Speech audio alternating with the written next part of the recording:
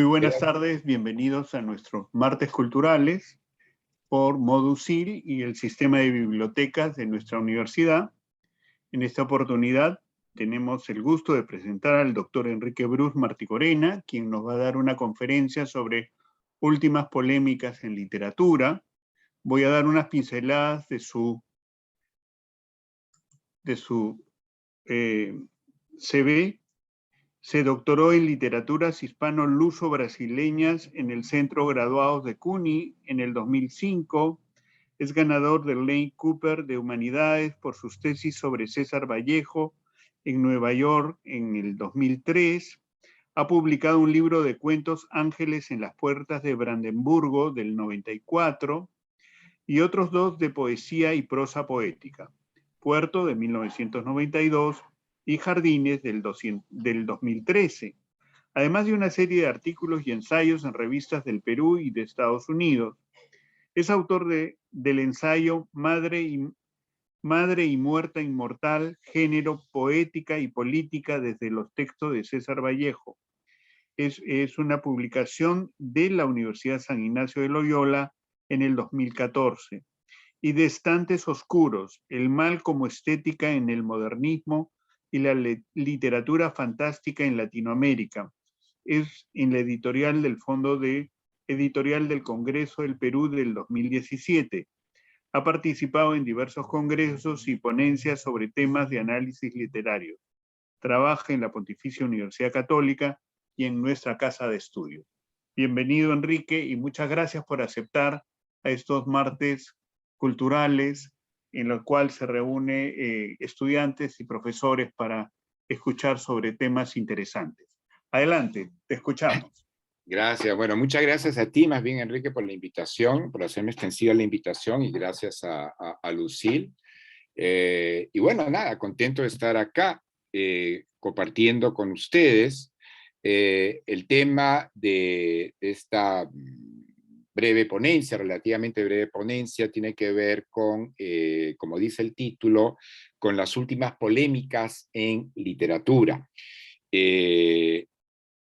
Básicamente, o sea, lo que voy a hacer es un vuelo de pájaro, digamos, sobre qué es lo que se está discutiendo, pero en dos campos, ¿no? En el campo académico, universitario, pero también en el campo editorial, ¿no? Mucho centrado en mi experiencia en el Perú, pero también en los Estados Unidos y en algún grado en la experiencia latinoamericana. En la universidad, vamos a empezar por el primer rubro, en la universidad, en los programas de literatura, se discute, sobre todo en las últimas décadas, con mayor ahínco, qué debería ser objeto de los estudios literarios y qué no, ¿no? Antes, digamos, de los 80s o de los 70s, eso se tenía de manera un poco clara, ¿no?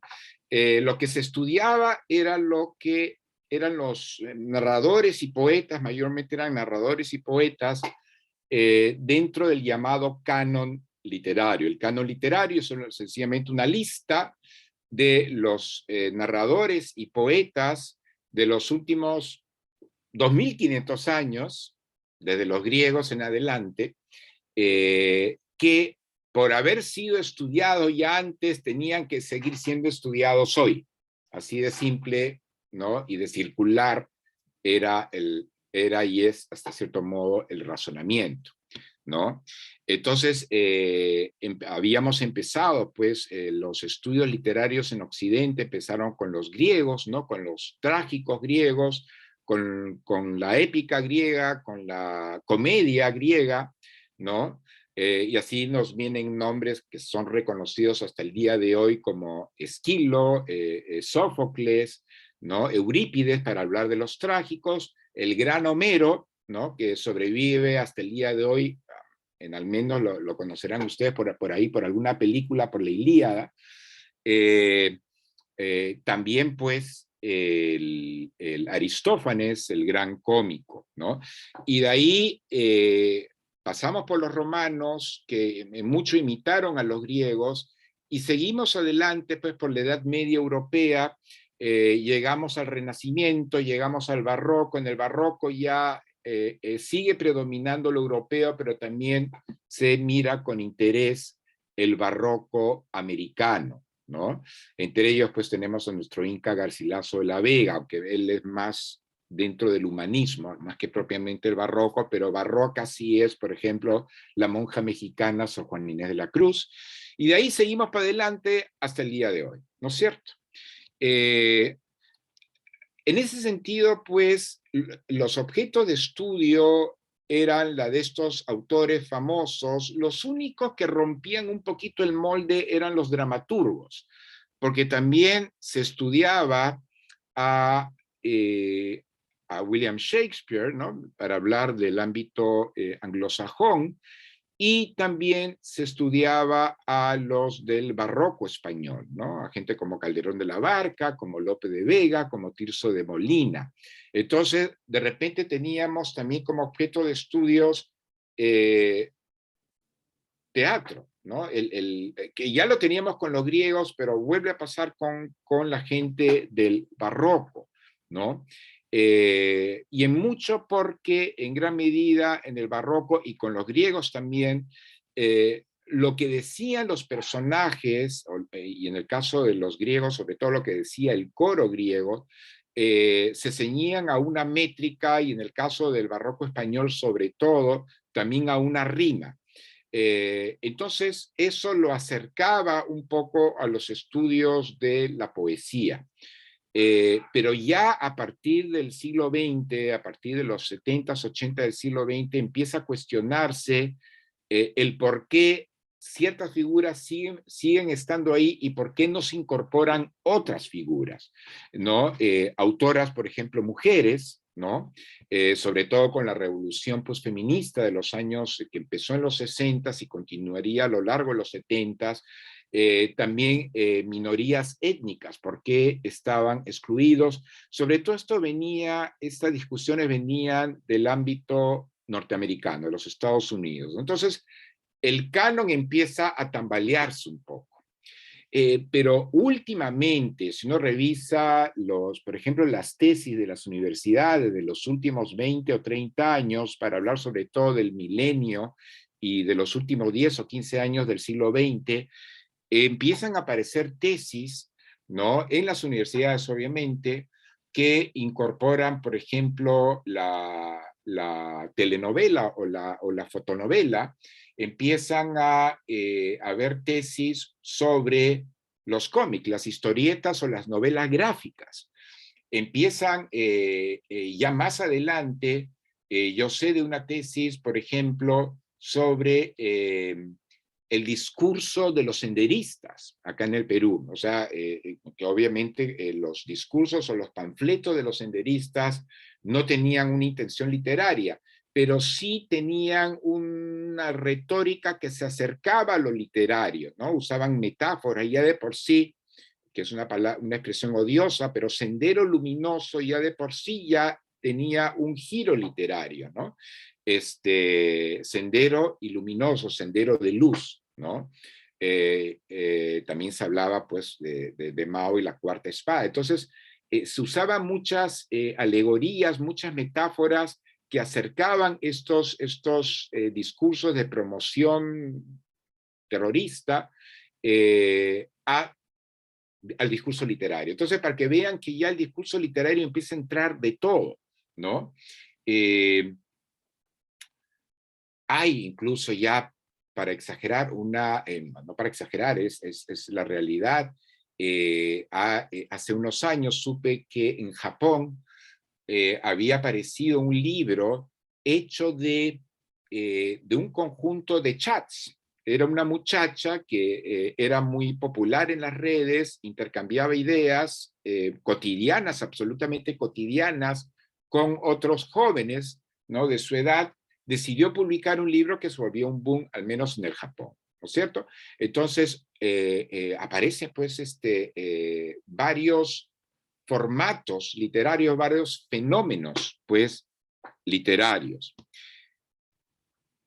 Entonces, no solo tenemos que el canon se va expandiendo a todo y nadie sabe cómo ponerle límites, algunos le quieren poner límites, otros no, eh, a esta inclusión de todo, pero también ha sobrevivido, digamos, por muchas décadas eh, la función de un texto literario. Un texto literario tiene valor por reflejar la realidad, o la realidad ya sea social, cultural, de la época en que se escribió un texto, ya sea sobre todo narrativo, o un texto literario es sencillamente un producto artístico y no importa su referencia con la realidad. O sea, un texto literario hasta puede mentir, hasta puede deformar la realidad, pero tiene valor, ¿no? Por la manera en que está dispuesto, está ordenado, por la belleza, digamos, o la sonoridad de la palabra. Entonces, eso todavía está en perpetua discusión dentro del ámbito universitario, ¿no? Un ejemplo, yo creo que sintetiza bien esto último que estoy diciendo. En los años 90, si no me equivoco, salió pues un ensayo de Mario Vargas Llosa, el Nobel peruano, un ensayo sobre José María Arguedas. El ensayo se llamaba La utopía arcaica, ¿no? Un ensayo que leí, también tuve la oportunidad de estudiarlo, muy prolijo. En ese sentido, pues Mario Vargas Llosa hay que decir que es muy chancón, ¿no? Se informa bien, y hizo pues toda una recopilación de los textos de José María Arguedas, una recopilación de todo lo que se había hablado sobre José María Arguedas. Y sí, él dijo una frase en su texto, habló de la verdad de las mentiras, ¿no? Pero lo que él elogiaba de José María Arguedas no era que José María Arguedas hubiese reflejado la realidad andina tal cual. Por si acaso, para aquellos que no recuerdan, no tienen presente quién es o era José María Arguedas, José María Arguedas fue considerado uno de los, tal vez el más grande indigenista, no solo dentro de Perú, sino a nivel latinoamericano o dentro del ámbito, digamos, de los países andinos, ¿no? Él moriría trágicamente en los 70, digo trágicamente porque se suicidaría en los 70, a principios de los 70 me parece que fue, y escribió pues varios libros que fueron muy leídos a nivel continental, traducidos, no pocos de ellos.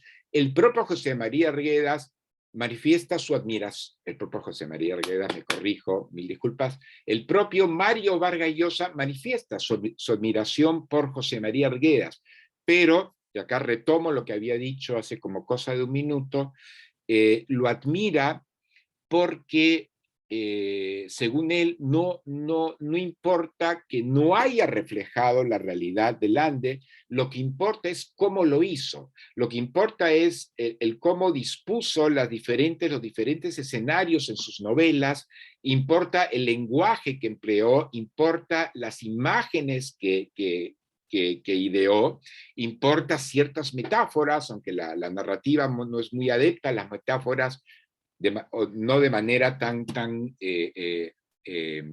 asidua, pues, como en la poesía.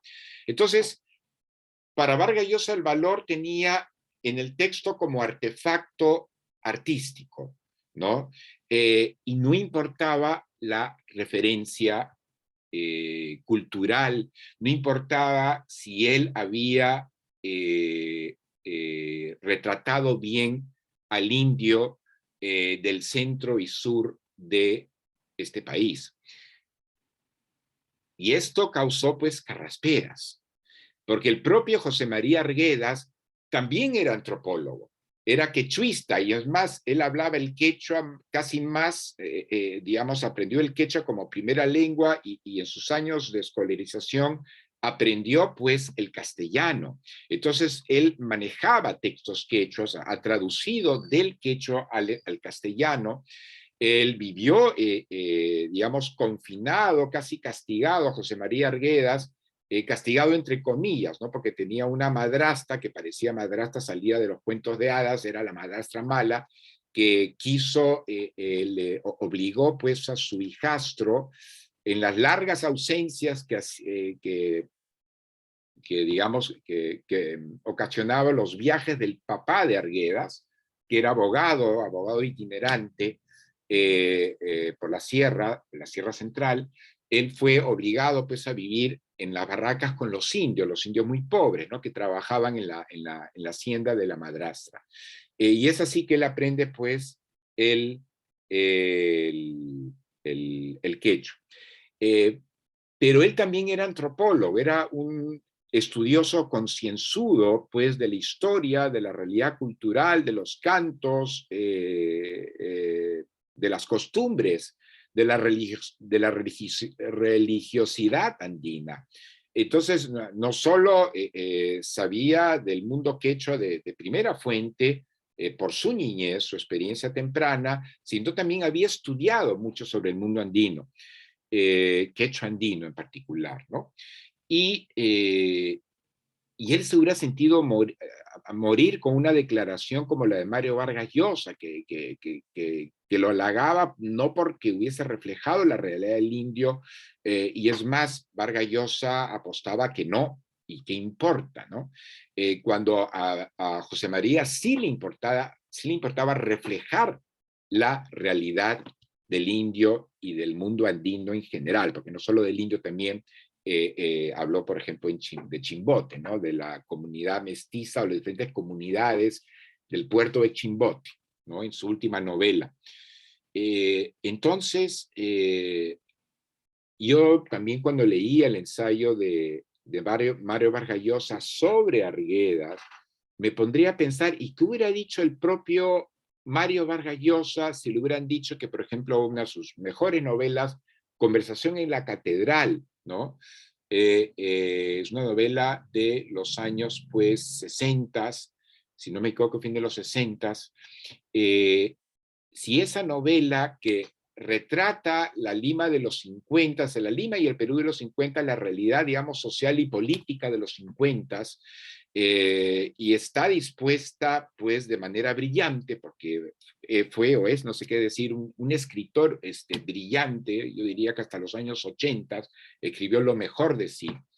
¿Qué diría él mismo si alguien le dijese que Conversación en la Catedral pues no reflejó realmente la Lima de su época, no reflejó la realidad política de su época, sino que ese libro vale sencillamente porque está muy bien escrito, emplea el monólogo interior, tiene muchos juegos narrativos, ¿no? Traslapa un escenario sobre otro, que hay, por supuesto, estas piruetas narrativas al cual era muy adepto Mario Vargas Llosa en sus primeros escritos. No se sentiría cómodo con eso, porque se halaga o se recuerda este libro de Mario Vargas Llosa, Conversación en la Catedral, por sencillamente la gente lo lee y siente que está la Lima de los 50 reflejada. Entonces, este ejemplo que he dado sobre el comentario de Mario Vargas Llosa sobre José María Arguedas sintetiza, creo que bien, esta polémica. Un texto vale por la realidad que refleja o dice reflejar, o un texto vale porque sencillamente esté bien escrito, al margen de que ese texto no refleje en absoluto la realidad, ¿no? Hay profesores en distintas universidades que toman el texto como si fuera un reflejo de la realidad e inciden en ello.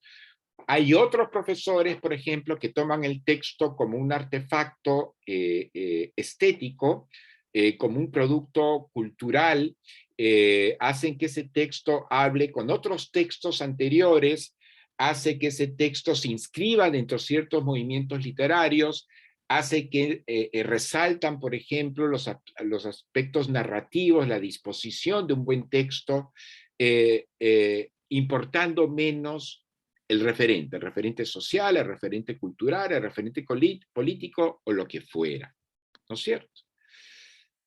Entonces tenemos esa otra polémica. Hay otra más que tiene que ver, ya todavía estamos dentro del ámbito universitario, que tiene que ver con la teoría, con la llamada teoría literaria, que aparece desde los griegos nuevamente, desde Georgias, ¿no? Pasando por el helenismo, pasando por los latinos, pasando pues, hay como una especie de interregno durante la Edad Media, pero de ahí seguimos con ciertos ensayos sobre literatura, sobre la reflexión de literatura, en muy bajo grado en el barroco, pero sobre todo en el siglo XVIII, en el llamado siglo de la Ilustración, a lo largo del XIX de manera más intensa. Y aparece ya en el siglo XX, aunque ya desde finales del siglo XIX, en verdad, con los formalistas rusos, después, décadas más tarde, pocas décadas más tarde, con Bakhtin, aparecen ya ensayos que procuran sistematizar los estudios literarios, ¿no?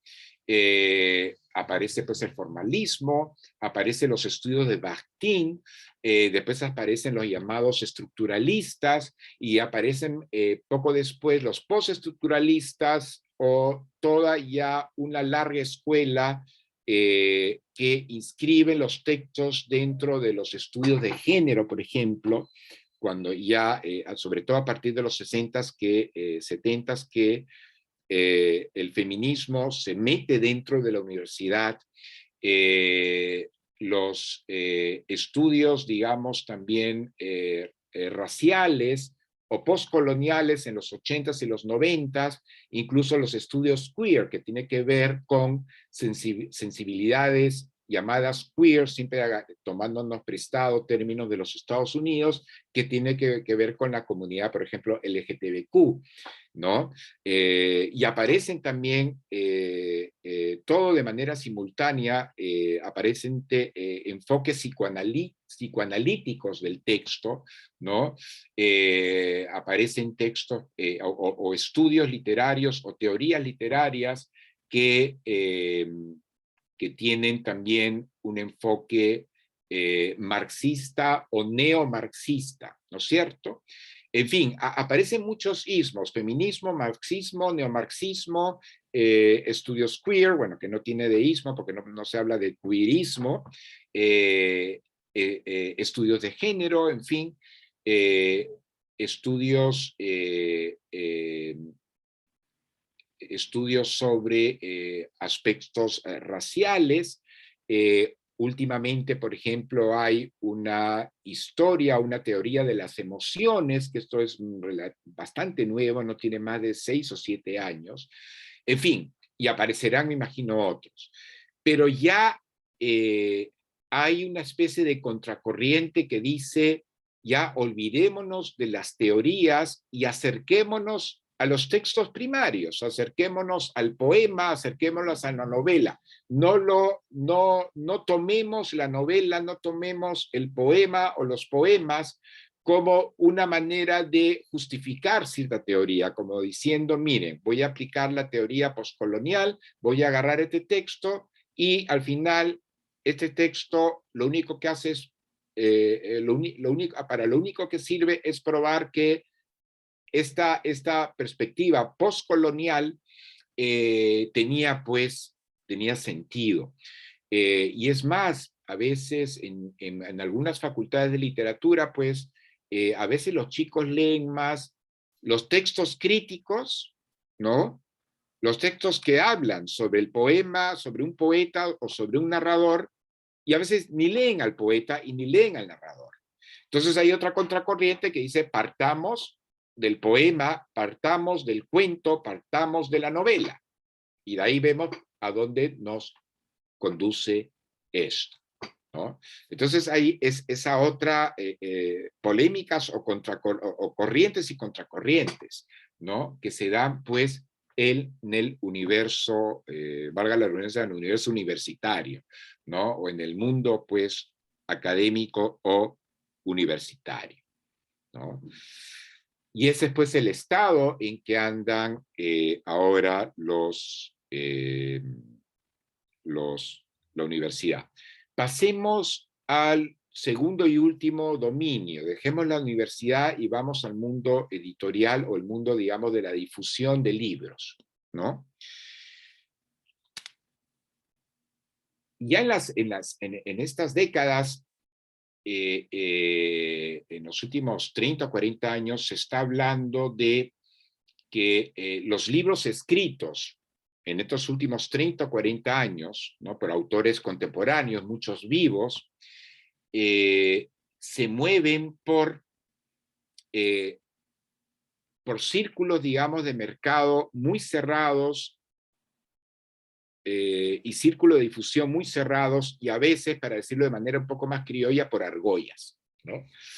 Entonces, no es raro que, por ejemplo, un periodista o que alguien vinculado al mundo editorial o alguien vinculado al mundo, digamos, de los congresos o de los festivales literarios que tengan una labor administrativa, que por ahí decidan sacar una novela, esa novela, por lo general, va a tener mucho más difusión que si otra novela hubiese sido sacada por una persona ajena a ese mundo. Una persona que no es periodista, que no es editorialista, que no tiene una función administrativa en los festivales de literatura. Entonces, las personas ajenas a esos núcleos, digamos, de poder donde se difunden libros, ¿no?, o se comentan libros, van a tener una menos oportunidad que los que sí están dentro de esos núcleos. También tenemos, que es un caso más difundido, el libro de las celebridades, ¿no? Que un caso curioso, Will Smith, este actor norteamericano o afroamericano que ahora pues tuvo un comportamiento dudoso, por decirlo menos, en las entregas de los Oscars, lo que le pagó un sopapo a un comediante, ¿no? Había sacado un libro hace 2 o 3 años sobre su propia vida. Después del cachetadón que le dio el comediante y que ese video que circuló a nivel mundial, ahora ese libro ha subido de ventas como la espuma, ahora se vende como cancha, ¿no? Que Will Smith sea un gran escritor, honestamente no me consta, pero es una celebridad y muchos se leen a celebridades, ¿no es cierto? Una feria de libro acá en Lima, para volver al ámbito peruano limeño, creo que fue la feria de Lima, la Feria Internacional de Lima del 2016, creo que ese fue el año, donde el libro más vendido fue de Pedro Suárez Vértiz, donde hablaba de él mismo. Es más, el título de su libro es Yo, Pedro. Entonces ya más yo no puede ser. Y fue el libro más vendido de la feria, ¿no? Entonces, de hecho, Suárez Vértiz era justamente conocido por ser cantante, pertenece a una banda, digamos, en los 80s, 90s, muy conocida. Es una figura mediática, pues tiene su blog, le dan de cuando en cuando, hasta el día de hoy, una columna creo que es el diario El Comercio, o Somos, y además, bueno, el pobre pues ha pasado por una enfermedad degenerativa, cosa que también llamó la atención de los medios. Entonces, ese es el libro más leído, ¿no es cierto? No sé si el libro de de Suárez Vértiz, perdón, vaya a ser incluido dentro de los estudios literarios, por ahí que sí, ¿no?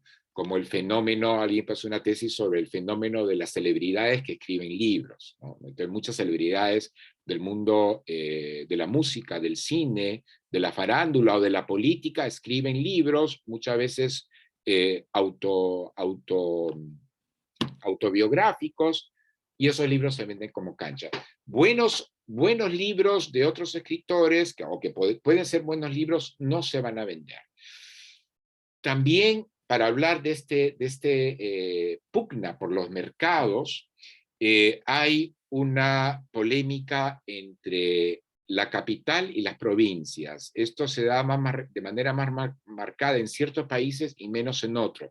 Pero en el caso peruano sí la polémica es muy aguda, ¿no? Muchos escritores de provincias que no han visitado Lima o han visitado muy poco o han vivido poco o nada en Lima, se quejan de que en tanto que ellos son de provincias, no van a tener los reflectores que tienen los escritores capitalinos, ¿no?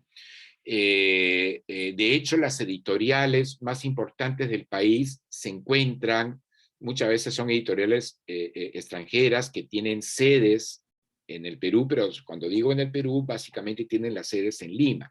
Entonces, la gente que vive en Lima sí, por lo general, tiene una mayor oportunidad, no todo, porque los 10 millones de limeños u 11 millones de limeños que somos, y cuando digo limeños, hablo de gente o bien que nació y sigue viviendo en Lima, o gente que ya se instaló en Lima hace muchos años, ¿no es cierto? Gente del interior que se instala en Lima.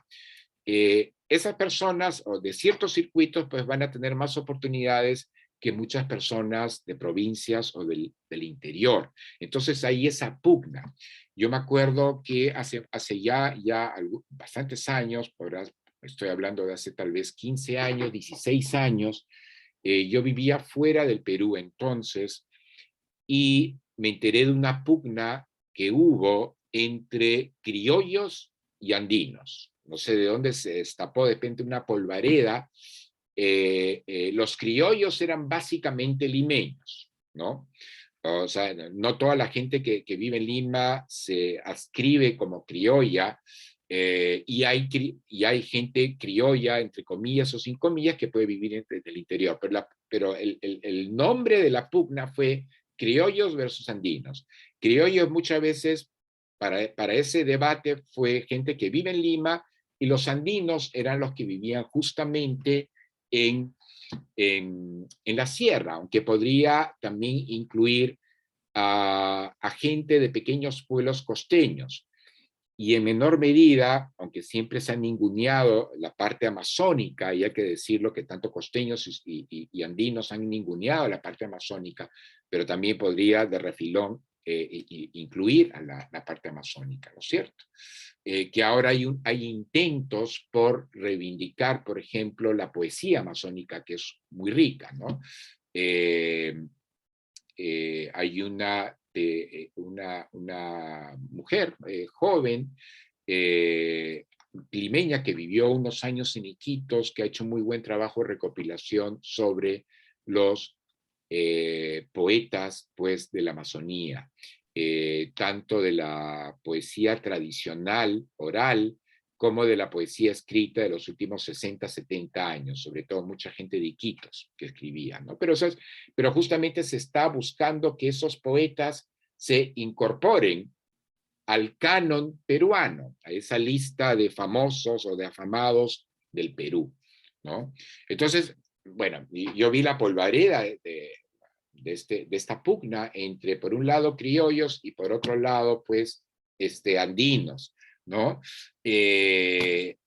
Imperaban más los insultos y los pelotazos verbales que un razonamiento claro. Sí estaba de acuerdo en que en general el vivir en Lima es conveniente para muchos escritores porque tiene la oportunidad que no necesariamente se va a dar, no basta con ser limeño, sino tienes que desenvolverte en ciertos círculos, digamos, que tiene que ver con el mundo editorial, tiene que ver con el mundo académico, o sea, la gente de la academia, sobre todo la gente de humanidades, pues puede tener más reflectores, sobre todo si viene de ciertas universidades prestigiosas, puede tener más reflectores, como para que difundan tu primera novela o tu segunda novela antes que otros, ¿no? Tienes que desenvolverte dentro del mundo editorial. En el mundo francés, por ejemplo, está el famoso premio Goncourt, y hace unos pocos años, 3 o 4 años, se armó también una polvadera en Francia. No todas las polvaredas son peruanas, también en Francia se armó una polvareda porque veían que muchos de los premiados del premio Goncourt de los últimos años también eran ellos mismos editores, ¿no? Entonces, un editor pues, terminaba sacando pues una novela, y esa novela terminaba siendo premiada, o al menos estar entre los finalistas del premio Goncourt, que es el premio más prestigioso de Francia. Entonces, ¿dónde estamos? ¿No?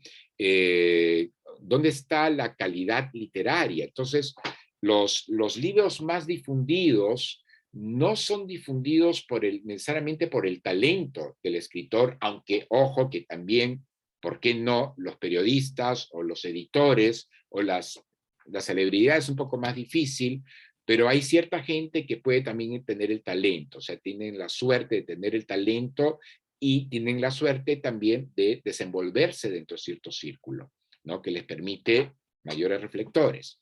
Pero hay gente que no. Hay gente que le es muy difícil acceder. Entonces, como decimos muy a la manera pues, del castellano, no están todos los que son y no son todos los que están, ¿no? Que ocupan los reflectores. Cuando un periodista, por ejemplo, sacas una novela, el periódico donde está le va a dar pues 2 o 3 páginas, le va a dar una entrevista. Si pertenece ese periódico a un consorcio donde maneja también la televisión, lo entrevistan también en la televisión. Y sus colegas periodistas también se va a referir a él o a ella como, o sea, en sus columnas está una periodista hablando sobre, qué sé yo, sobre los problemas de los informales en el Perú, pero pone ahí a pie el estivo en la parte final, por si acaso les recomiendo la novela de fulanito de tal, está buenísima, cómprenla, ¿ya? Entonces, hay mucho de eso, hay mucho de argollas también, ¿no? Y también, con esto ya termino, otra de las pugnas que hay por el mercado y otros los reclamos que hacen un grupo humano muy extenso que hace reclamos por este tipo de argollas ya no tiene que ver con cuestiones de capital versus provincias, ya no tiene que ver cuestiones de ciertos núcleos de difusión periodística, editorial o académica versus el resto, sino es el hombre versus mujeres, ¿no? De hecho, mucha gente del mundo editorial o mucha gente que administra o preside casas editoras son varones. Muchos de los congresos que organizan son organizados por varones. Y la gente que participa, por ejemplo, en los congresos, que se arma una mesa para comentar algún hecho literario, novelístico, lo que sea, las mesas por lo general están compuestas por hombres. De por ahí se acuerdan, son, digamos, ya son 5 hombres, hay que buscar un sexto, pero dicen, espérense, recuerden la cuota de género, busquemos a alguna mujer, y por ahí a última hora buscan a una mujer. Muchas escritoras se han rebelado contra esto, han denunciado esto, ¿no? Hay una propensión natural, tanto en hombres por un lado, en mujeres por otro, en hacerse amigos o amigas del propio género. Muchas mujeres tienden a ser amigas de otras mujeres, aunque pueden hacerse amigas de hombres también, y muchos hombres tienden a hacerse amigos de otros hombres, y en menor medida de mujeres, aunque también, por supuesto, puede hacerse amigos de mujeres. Y digo esto porque en el mundo pues de la organización de congresos, de festivales, o cómo se arman las cátedras, por ejemplo, para un caso así se dio con la famosa cátedra Vargas Llosa, ¿no? Donde se organizan pues concursos, donde se organizan festivales, ponencias y demás. Hubo un reclamo de muchas mujeres porque veían que los miembros de la cátedra, el cuerpo administrativo, estaba compuesto básicamente por hombres. Mario Vargas Llosa se hacía, digamos, como hombre que era, se hacía de manera más espontánea, si quiere, amigos de otros hombres. La persona que designó como presidente de la cátedra era también periodista, es periodista, ¿no? Y él buscaba de manera espontánea a otros hombres. Entonces no había pues mujeres dentro de la cátedra. Esto generó un reclamo y acá sí procuro evitar nombrar personas, pero esta vez sí voy a nombrar a Mariana Daltaos, que es una dramaturga importante ahora en el Perú, que iba a trabajar con Vargas Llosa en un texto teatral, ¿no? Sobre Vargas Llosa. Pero ella también fue parte del colectivo de mujeres que reclamó a la cátedra Vargas Llosa, y cuando ella hizo el reclamo, Vargas Llosa ya no quiso trabajar con ella. La castigó severamente, ¿no? Para que vean, bueno, también hay pugnas de género, no solo tiene que ver pugnas entre capitales y provincianos, tal vez hay una cuestión de clase también, clase media, media alta versus clases populares, pero también hay la pugna de hombres versus mujeres por tener un dominio por el mercado libresco, ¿no? Y bueno, con esto pues, como les había anunciado, les he dado un panorama bastante abierto sobre las diferentes pugnas y polémicas, tanto dentro del campo universitario como dentro del campo editorial. Y ya, no sé si pues alguien tiene alguna pregunta, un comentario, alguna pugna. Gracias, Enrique. Sí, creo que están liberados los micros. ¿Pueden hacerlos a viva voz, por favor? Si no, lo escriben en el chat, si no quieren, y leemos la pregunta. Por si acaso no hay preguntas ingenuas en absoluto, preguntas son preguntas. ¿No? Porque a veces si hay estudiantes que me están escuchando, a veces se sienten intimidados. Sí. Toda pregunta es respetable y a veces compartida por otros también que nos animan a preguntar. Sí, es verdad. Bueno, mientras que esperamos la pregunta, yo lanzo la mía. Claro, El cómic, ¿no? Sí. No has hablado del cómic, ¿no? Pero el cómic también sería parte, estos libros cómic que Sí. leen los chicos, también Sí. sería parte de los estudios. Sí. Ahora, cuando dices chicos, no sé qué tan chicos o qué tan muy chicos o poco chicos, porque hay cómics, digamos, pensados para un público infantil, que entre los 6, 8, 9 años de edad, y después hay cómics pensados para el adultos. público, no solamente adultos, también el público adolescente. Hay también un campo para los adolescentes, pero sí se está estudiando todo ese tipo de literatura. La literatura infantil se está estudiando, aparte que hay un boom de literatura infantil, y hay hombres y mujeres, escritoras ya o escritores, que han escrito siempre literatura para adultos y que ahora se están lanzando con literatura infantil, ¿no? Creo que el propio, que he mencionado ya como 2 veces a Mario Vargas Llosa, pues lo mencionaré una tercera vez. Él se ha lanzado hace pocos años, creo que con un libro de cuentos para niños, ¿no? Entonces, sí, también la literatura infantil está siendo objeto de interés de los estudios literarios. Hay también, por ejemplo, la novela gráfica, que de temas muy adultos, ¿no? Maus, por ejemplo, este libro Maus, que habla sobre el holocausto nazi, ¿no? Hay una pregunta también de Alanis, sí. Ahora te atiendo, solo termino con esto.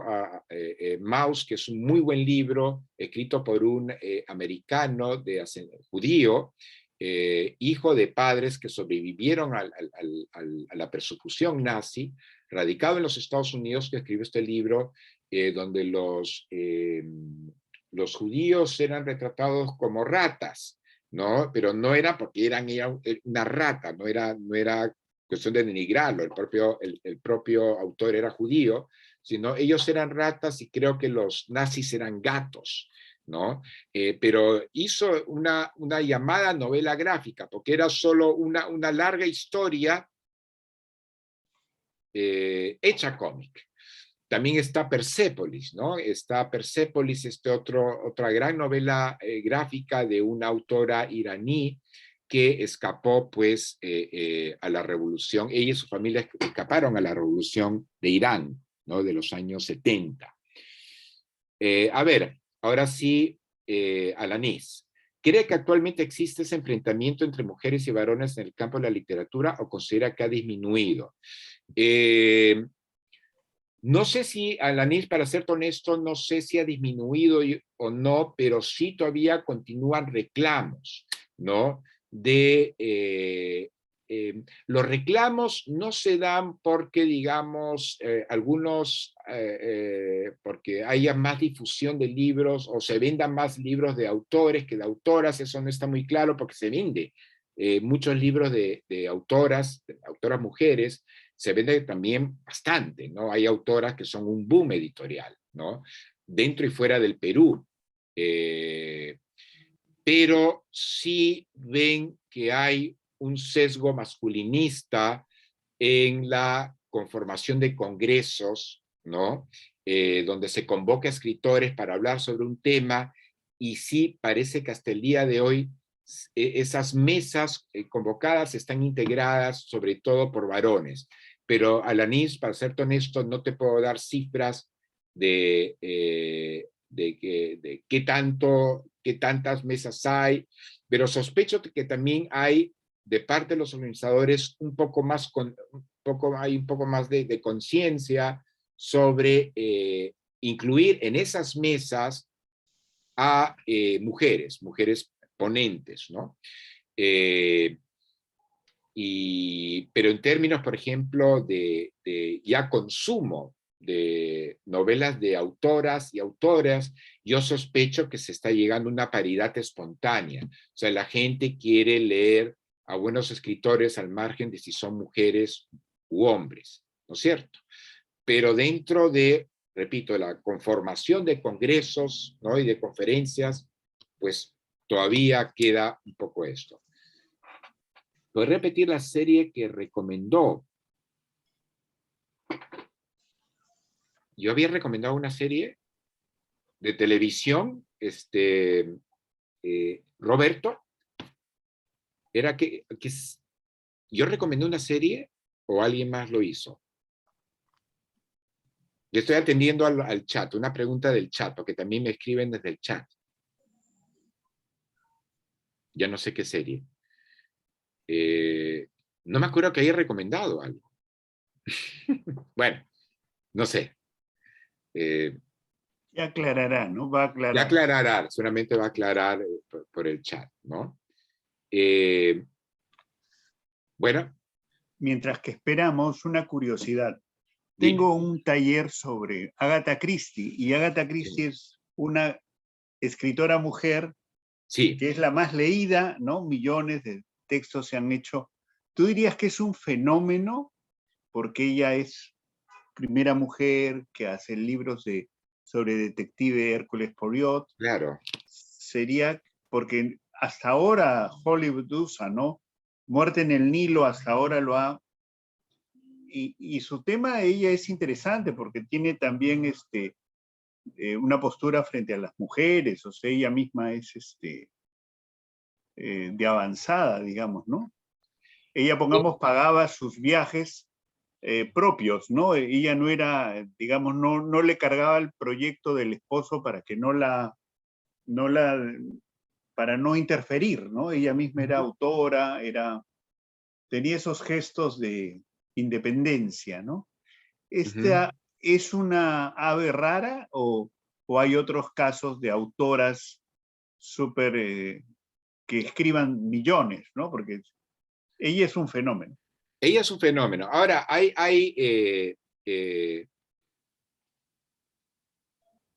aves raras en plural, o sea, ella no es la única mujer que, digamos, que llegó a destacar, sobre todo en el siglo XX, ¿no? Ya la había precedido Virginia Woolf, que fue también inglesa como ella, y en el mundo anglosajón hay más cabida, sobre todo en la primera década del siglo XX, en las últimas décadas del siglo XIX, había más cabida para que las mujeres escritoras surjan, ¿no? Más que en el mundo latinoamericano, por ejemplo. Pero no es raro que muchas escritoras mujeres sean descubiertas post-mortem, ¿no? Muchas décadas después de muertas, ¿no? Fue el caso de Kate Chopin, por ejemplo, la escritora norteamericana que escribió a fin del siglo XIX y recién fue recuperada, rescatada en los 1960s con el movimiento feminista. Y gracias a ese rescate que se hizo, sobre todo de dos novelas de Kate Chopin, es que se leyó a esta mujer con interés y efectivamente escribía cosas muy interesantes, ¿no?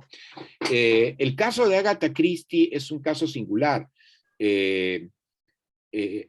Singular porque a diferencia, por ejemplo, de Virginia Woolf que la precedió, me parece que Agatha Christie era un personaje mucho más aislado que Virginia Woolf. Virginia Woolf pertenecía a un círculo literario más o menos selecto, por supuesto, compuesto mayormente por hombres, ¿no? Ella era la única mujer, o ella y su hermana, que también tenía afición literaria, pero su hermana, o sea, una mujer muy culta, pero no tenía el talento, no escribía como su hermana Virginia. El caso de Agatha Christie era una mujer mucho más aislada. No conozco su activismo feminista, no sé si a eso te refieres, honestamente no, pero efectivamente ella llenó un vacío que no se había llenado desde los tiempos pues, de Sherlock Holmes, ¿no es cierto? Ahora se me dio, por Dios, el autor de Sherlock Holmes, Conan Doyle. Conan Doyle, muchas gracias, ¿no? Pero ella llenó nuevamente ese vacío, ¿no? Y era una escritora pues tremendamente prolífica. Ella creo que ha escrito como 80 novelas de detectivescas. Y tenía una estructura narrativa más sintética, de un argumento más rígido, que no lo tenía Conan Doyle, porque Conan Doyle podía ser también un poco disperso. En cambio, ella, cuando uno lee las novelas de Agatha Christie, como Muerte en el Nilo, bueno, hay muchas, ¿no? Navidades Trágicas, Los Crímenes ABC, era muy, muy ingeniosa, o sea, sus novelas parecen, o sea, todos los personajes se desenvuelven como piezas del ajedrez, ¿no? Entonces era una escritora muy cerebral que despertó, digamos, la curiosidad de ciertos escritores, entre ellos Jorge Luis Borges, ¿no? Que era muy aficionado pues, a la escritura sintética, racional, pensada. Entonces él admiraba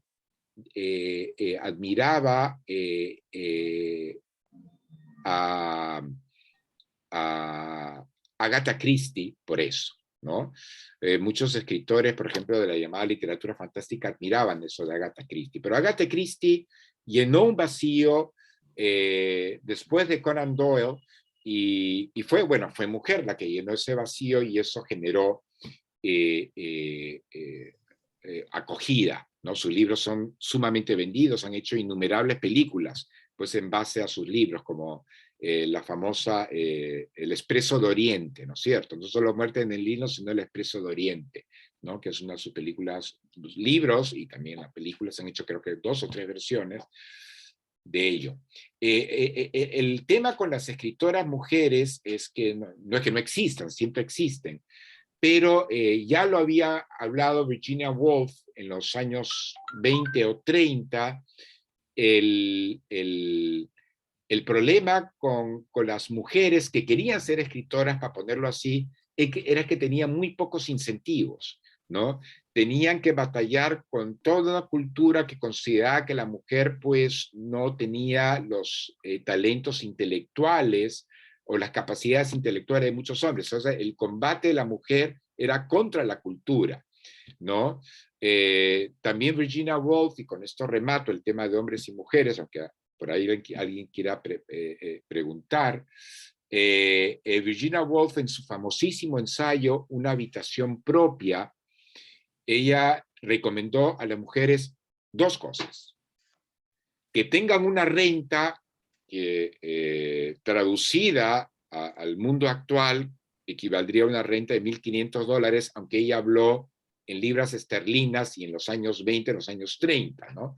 que el hijo de las escritoras, deben tener una renta propia, o sea, no deben depender del padre o del marido, sino tengan una renta propia y deben tener una habitación propia, que es el título de su ensayo. Es decir, que aunque sean mujeres casadas, llega un momento, unas 2 horas al día o 1 hora al día, en que se meten en esta habitación propia y no hay marido o hijos o perro o gatos que se puedan meter a la habitación, ¿no? Entonces, ella resaltó también las condiciones materiales que limitaban a muchas mujeres. Ella decía que cuando revisaba los escritos de muchas mujeres en el pasado, en el siglo XIX, las primeras décadas del XX, encontraba que había mucho talento, pero ese talento no se terminaba por desarrollar porque esas mujeres tenían muchas obligaciones domésticas, porque esas mujeres pues no tenían tiempo para ellas mismas. Un hombre escritor, por ejemplo, podía, por patrimonio, por trabajo, tener renta propia, ¿no? Y si era casado con pocos o muchos hijos, el cuidado de los niños y de la casa se lo delegaba por lo general a la mujer, a la esposa. Entonces él tenía tiempo para estar a solas en su estudio, leyendo y escribiendo lo que quisiese. Ese privilegio pues no lo tenían muchas mujeres, no hasta la época de Woolf. Ahora eso se ha nivelado un poco, ¿no es cierto? En fin, pero es, digamos, la cultura que le delega, y hasta el día de hoy, muchas responsabilidades a las mujeres en el ámbito doméstico. La mujer es la que tiene que cuidar al padre o la madre viejo antes que el hermano, o sea, es la hija la que cuida al padre o la madre antes que el hijo. Entonces, de manera muy, muy solapada, se delega mucha responsabilidad doméstica a las mujeres hasta el día de hoy, y eso hace que, pues, que no puedan tener mucho espacio para surgir, no solo como escritoras, sino para surgir como profesionales en general, ¿no? Por ejemplo, ahora con la pandemia se ha visto que en el mundo académico han publicado mucho más cantidad de hombres que mujeres. ¿Y qué pasó? Que en la pandemia eran sobre todo las mujeres universitarias, académicas ellas mismas, que tenían pues que prestar atención a los niños que se habían quedado en la casa, que ya no estaban en la escuela, y eran sobre todo ellas las que tenían que encargarse de que los niños hiciesen la tarea, de que los niños estuviesen conectados al Zoom y un largo etcétera, ¿no? Y era curioso eso está estadísticamente, o sea, aumentó, o sea, los hombres triplicaron sus trabajos, mientras que las de las mujeres disminuyeron, ¿no? Para que veas que, bueno, que el mundo cambia manon tropo, ¿no? Muchas gracias, Enrique. Ha sido para Y, nosotros verdaderamente una gran fortuna poderte escuchar. Nos has en abierto absoluto, más bien, el suertudo muchos, soy yo. muchos horizontes y ya sabemos a quién preguntar y con quién matricularnos. Muchas gracias. Los martes culturales estamos muy orgullosos. Moducil y el sistema de bibliotecas te da las gracias de nuestra universidad. Y no se olviden de que el próximo martes también vamos a presentar el libro de Gerardo Chávez con su autora, ¿no? Y también vamos a tener el último con Reinaldo Santa Cruz, la última reunión con la magia de las palabras. Así que estén atentos con nuestras ideas. Gracias. Buenas noches. Gracias a ti. Adiós a Gracias. todos. Muy amable. Felicidades.